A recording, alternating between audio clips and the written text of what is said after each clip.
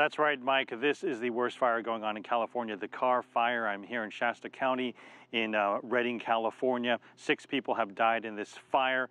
Containment levels are increasing, but you can see the massive devastation around me.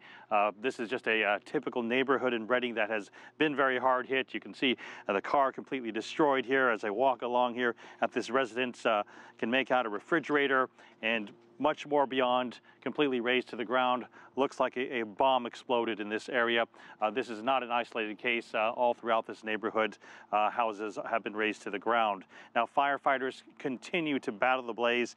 They say that they are making progress. Containment levels have now gone up to 27%. It was about 20% yesterday, so steady progress. And within the next few hours, they'll release more numbers, which will hopefully go up. Also, about 884 residential structure destroyed. Firefighters are having to deal with rough terrain and also winds coming from opposite directions that are converging. Firefighters continue to battle high winds and dry weather, attempting to gain control of a fire that's been described as very erratic. Behind the lines, other professions have had to carry on with brave faces too. At least 50 healthcare workers in the community have lost their homes, while many had to grab and go. There was ash everywhere, and it got really cloudy, and so you kind of look around, see the most important things. You know, it was like my 3 dogs, my scrubs. I had a stethoscope that the nurses from this hospital gave me as a graduation gift, and it was like grabbing stuff, and it's like, that's got to come too. Nurse Emily Harper and her husband Richard had about 10 minutes to grab things and flee with their children. They only found out their home was destroyed when a friend showed them this photo. We got burned down.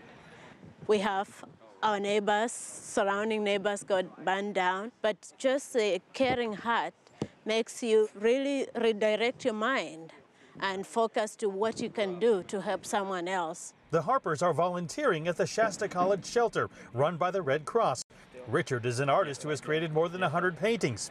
He shows me a photo of the only one that's left. My portfolio of about 30 years of my art is all gone. But like I said, I'm still got my talents and my hands, and I'm going to make more art. Shelters also have to make room for some prized possessions. And that also includes goats being taken into this shelter, and there are some very big surprises. Over here, meet Martin. He's actually a giant tortoise, one of the very first evacuees to be taken in. The animals are really family for so many of these people, especially the dogs and the cats for our evacuees that are here provide a lot of emotional support. Supporting each other like family, a motto so many here hold on to as this community attempts to rebuild together. Though there are some bright spots that containment levels continue to go up and more people are able to go home as evacuation orders are lifted, we also need to keep in mind that about 20 people are still unaccounted for. Mike. Mark New in Redding, thanks so much. Well,